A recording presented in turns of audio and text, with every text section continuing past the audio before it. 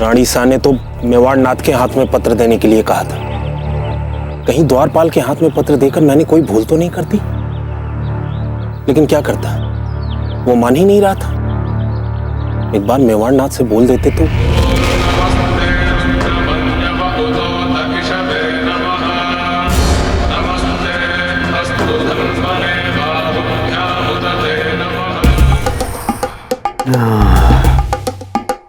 सुंदर शांति आ रही है, भीनी भीनी सुगंध।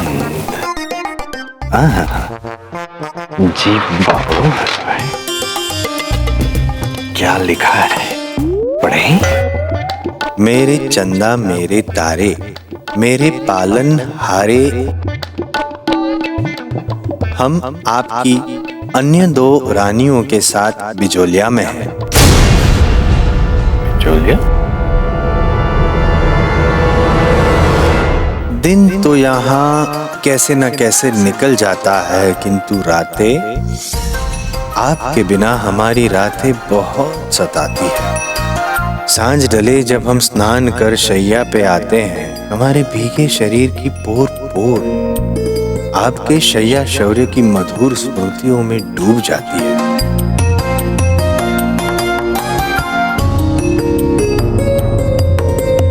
हमारे शरीर की सुगंध जो आपको प्रेम रस से भिगो दिया करती थी, अब आपके बिना हमारे ही अंग अंग को जलाती रहती है। सच, आपकी बहुत याद आती है।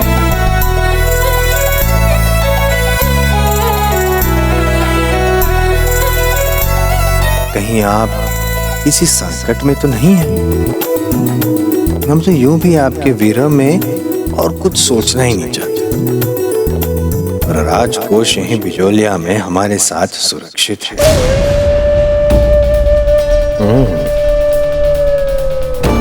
मेवाड़ का राजकोष बिजोलिया में, और मेवाड़ की सुंदर सांद्री वाली रानी भी बिजोलिया में। धीर कंवर, अब हमारी बाहों में काब है।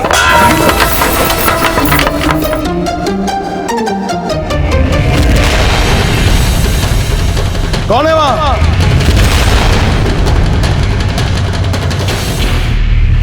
गौर से देखो सिपाहियों, यह है चूहा।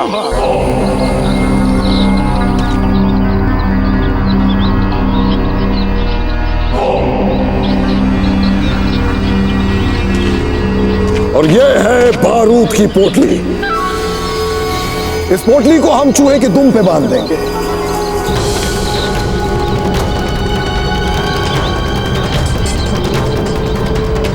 अब इस बारूद की पोटली में हम एक छेद कर देंगे।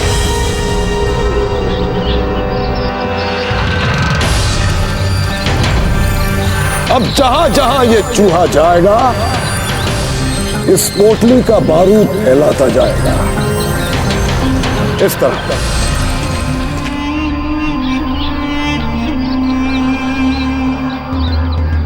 देखो इस चूहे को, कैसे ये छोटा सा मामूली सा चूहा हमारे लिए बारूद फैला रहा है।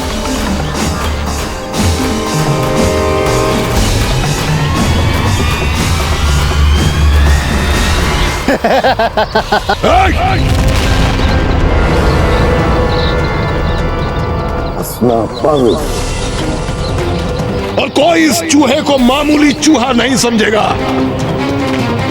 ये महज एक चूहा नहीं है, बारूद फैलाने के बाद ये हमारे दुश्मन के लिए आग और मौत का फरिश्ता बन चुका है, समझा तो?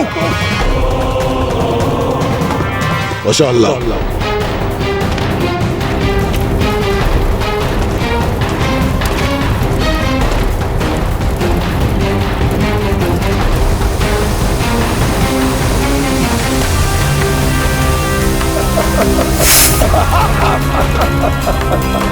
हम इसी तरह अपने सारे चूहों को बारूद बांध बांध कर भीलों के जंगल में छोड़ देंगे।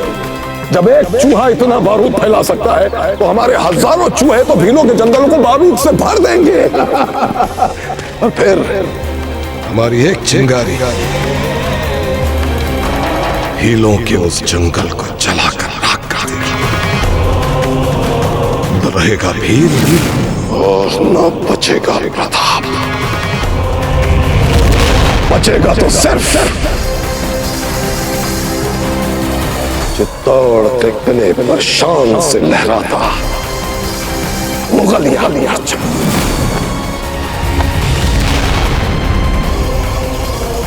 जंगीर हो, जंगीर हो, जंगीर हो।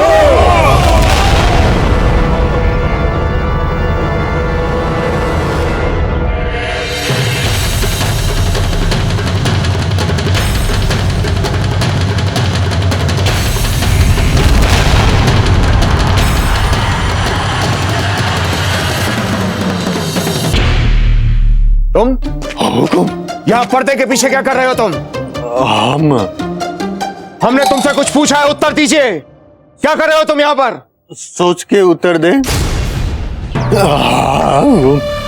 न जाने अचानक कहां से विशेष प्रकार की सांत्री सुगंध आई, सुगंध। पर हमने सूंघा तो हमारे माथों घूमने लागे हो। हम इसलिए सहारा लेने के लिए यहाँ आए, यूं हाथ लग गया यूं और वो गिर गया यूं। पागल हो गए हो तुम? नहीं, कोई सुगंध नहीं आ रही हमें। किस सुगंध की बात कर रहे हो तुम? आई थी, वहां से आई, हमने ऐसे सूंघी, वहां से चली गई। चुप हो जाओ द्वारपाल। हम पीपल में जल चढ़ाने जा रहे हैं। जब हम वापस आए तो स्थान स्वच्छ होना चाहिए, ठीक?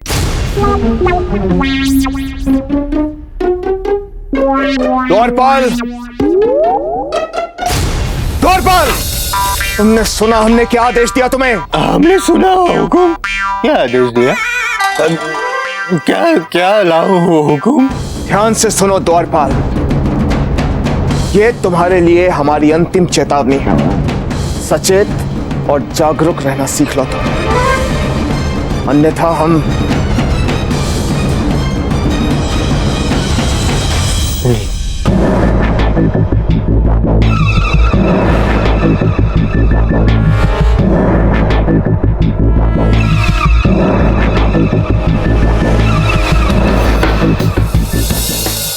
अरे वाह, हुक्म तो स्वयं बाहर पधारे हैं। चलो अच्छा है, कुछ जाके पूछ लेते हैं पत्र पढ़ा या नहीं।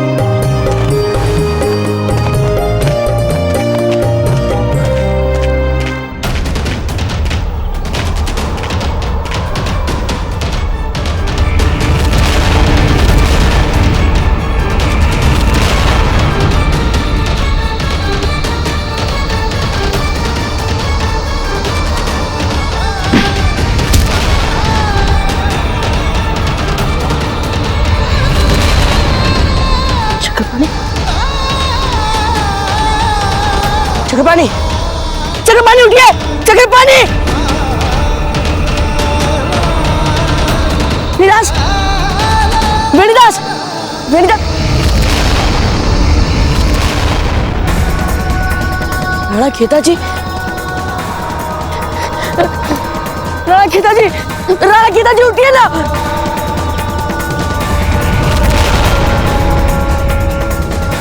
नत्था, नत्था, नत्था उठिए!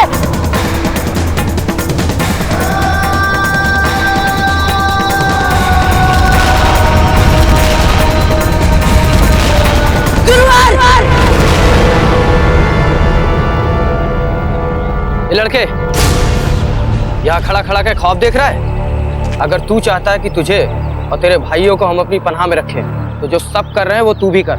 हा? क्या कर रहे हैं सब? देख क्या कर रहे हैं सब, आंखें खोल कर देख।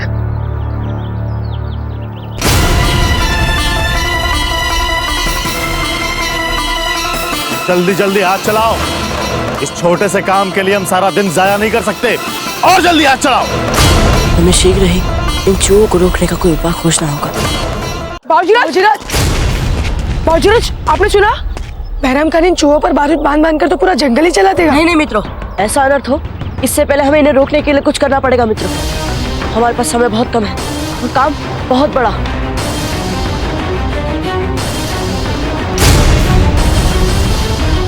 ठहरिए, नत्था कहाँ है? बाजूरज, वो रहा नत्था।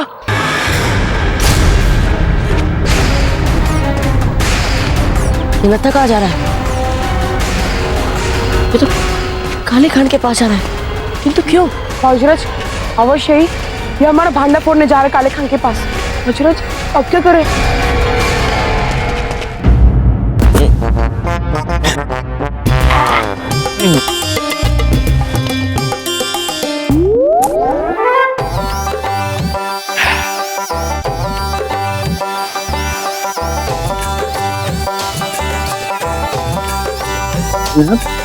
हमें आपका पत्र मिला तो हमें ऐसा लगा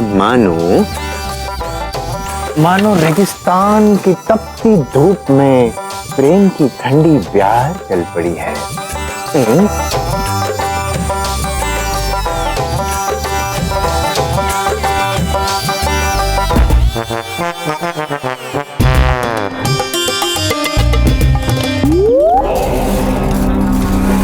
ज्यादा से ज्यादा जितनी रसद इकट्ठी कर सकते हो कर लो, क्योंकि हमें चित्तौड़ तक का सफर तय करना है। और ध्यान रहे कि हमारे किसी भी सैनिक को खाने पीने की कोताही हम बर्दाश्त नहीं करेंगे।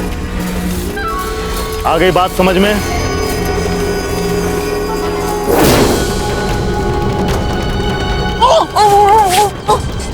क्या करने की योजना थी तुम्हारी? सब कुछ जलकर राख हो जाएगा, जंगल को कोई नहीं बचा पाएगा। नहीं नत्था, हम ऐसा कुछ नहीं होने देंगे। अब कोई नहीं बचा सकता हमें। मुझे अपने परिवार को इस भीषण आग से बचाना ही होगा। मैं काले खान से जाकर सब कुछ साफ साफ कह दूंगा, सारे षड्यंत्र, सारे बदले, सब कुछ कह दूंगा और दया की भीख मांग लूंगा उसे मैं। अच्छा, आपका संकट क्या अकेले तुम्हारे परिवार पर ही है? हमारे सभी भील साथी, राणा खेताजी, गुरुवत, सब सारा जंगल जल जाएगा तो इनमें से कौन बचेगा? ऐसे में इन शत्रुओं के आगे घबरा कर घुटने टेकने से क्या होगा? हम कह रहे हैं नत्था, साहस से काम लीजिए। हम हैं ना तुम्हारे साथ, विश्वास कीजिए हम पे। हम जंगल भी बचाएंगे और जंगल में बैठे सारे लोगों को भी बचाएंगे। कैसे बचाएंगे आप? कैसे? 40,000 सैनिकों वाली सेना पूरे जंगल को चूहे और बारूद से जलाने की घातक योजना। एक और प्रताप, अब आपकी बुद्धि और शौर्य भी बैराम खान से नहीं बचा सकता, हमें नहीं बचा सकता। नहीं नत्था, नहीं, अरे सुनो। हुजूर, हुजूर, काले खान जी, क्या बात है? एक आवश्यक बात करनी थी आपसे। जल्दी बोलो, हमारे पास वक्त बहुत कम है। हुजूर, वो हमारा एक जो भाई है। क्या? जी वो मैं परिवार में सबसे कायर, मूर्ख और डरपोक हूँ। क्या? जी हुजूर, यही सच है। इसलिए मैं बारूद से दूर भागता हूँ। मुझे ये भय है कि यदि मैं बारूद से जल गया तो। बच्चे, अब तुम जलो या मरो। और तुम अपने इस निकम्मे भाई को यहाँ पर किस लिए लेकर आया? वो इसलिए हुजूर कि मैं दूसरे कामों में बहुत अच्छा हूँ। दूसरे कौन से काम? भोजन बनाना। हाँ हुजूर, मुझे सभी प्रकार के भोजन बनाने में बहुत आनंद आता है। हुजूर, आपकी इतनी बड़ी सेना, दिन प्रतिदिन कितना सारा भोजन बनाना पड़ता होगा। इसीलिए हुजूर, आप मुझे इन भोजन बनाने वालों के साथ लगा दीजिए। मैं बड़ी लगन से काम करूंगा। हुजूर बैराम खान, इन निकम्मे भीलों पे फतेह पाने के लिए न जाने कैसे कैसे इंतजामात किए जा रहे हैं, जिसकी कोई जरूरत नहीं, क्योंकि ये परले दर्जे के बुज़दिल हैं।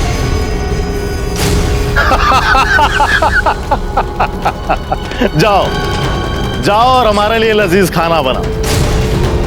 जाओ। आओ भाई नत्था, हम भोजन की तैयारी करते हैं। चलिए। यदि फिर तुमने कोई ऐसा आत्मघाती पग उठाया तो सौगंध है हमें एक लिंची की, जीवित नहीं छोड़ेंगे हम तुम्हें। चक्रपाणी, हम नत्था के परिवार और सभी भील भाइयों के परिवार को बचाने का कोई मार्ग ढूंढने जा रहे हैं। हम ऐसा कर ले यदि इससे पहले ये फिर अपना धैर्य खोता है।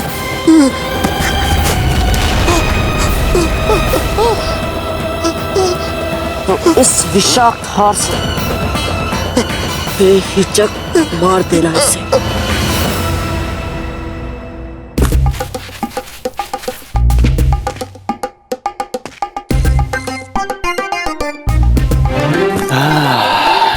धीर कंवर जी, अब आपका प्रेम ही हमें ये प्रेम पत्र आप तक पहुंचाने में हमारी सहायता करेगा। कुछ समय तक आपको मुख छिपाना पड़ेगा राव सुल्तान जी, चलें?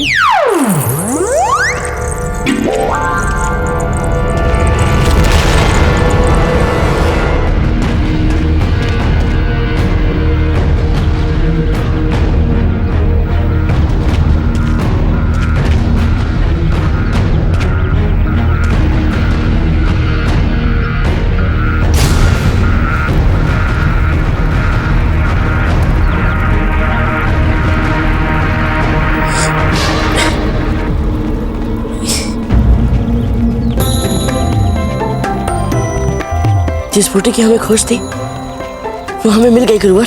ए लड़के, इधर आ, आके खाना बना। बस अभी आया श्रीमान।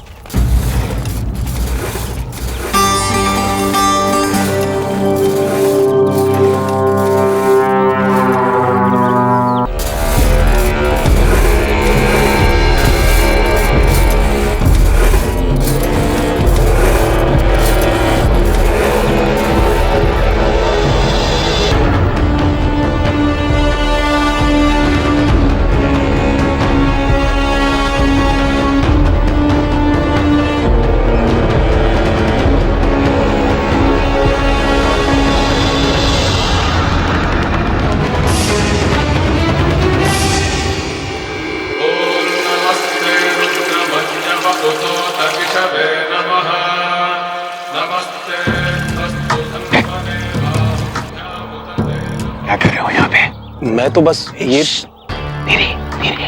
मैं तो बस ये पता करने आया था कि राणा जी ने पत्र पढ़ा या नहीं। उन्होंने पत्र पढ़ भी लिया है और पत्र का उत्तर भी दे दिया है। ये रहा। और राणा जी का हुक्म है, ये पत्र केवल धीर भाई जी के हाथ में देना है। एक बार हुक्म से बात करने का अवसर मिल जाता तो। क्यों? हम है ना, केवल हम बात कर सकते हैं हुक्म के साथ, और कोई नहीं। हुजूर, हुजूर, आपने तो कहा था कि अगर हम मन लगा के चूहे पकड़ेंगे और औरों को भी इसमें सहायता करेंगे तो आप हमें इनाम देंगे। कल दिया था ना खाना, पर वो एक ही वक्त का खाना था मालिक, उतने में कैसे पेट भरता। दे रहे हैं खैरात तो ले ले तबर्रक समझ के, वरना मेरा दिमाग घूमा ना ये भी नहीं मिलेगा। जी देख लीजिए, इसका अर्थ हुआ जो भोजन मुगल सिपाहियों को वही भोजन इन भोले भाले लोगों को भी। अब क्या करेंगे हम? देख लीजिए, हमारी सहायता कीजिए। ए लड़के, क्या धीरे धीरे हाथ चला रहा है? देखता नहीं भिखारियों की कतार लगी है। चल फटाफट इनको खाना खिला और भगा यहाँ से। चल।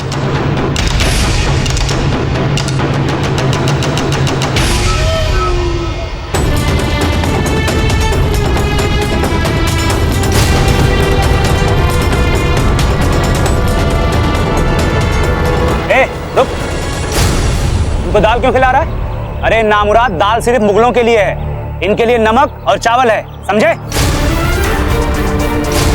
हाँ, जो आगे श्रीमान। ओए, सुनो सभी लोग, इस दाल को कोई हाथ तक नहीं लगाएगा। ये वहां बैठे हमारे सैनिकों के लिए। चुपचाप यहाँ से चावल और नमक लेके चले जाओ यहाँ से, समझे? हुजूर, आपको और दाल चाहिए ना? हाँ हाँ, ले आ। लीजिए हुजूर, ये लीजिए, बहुत ही स्वादिष्ट दाल है।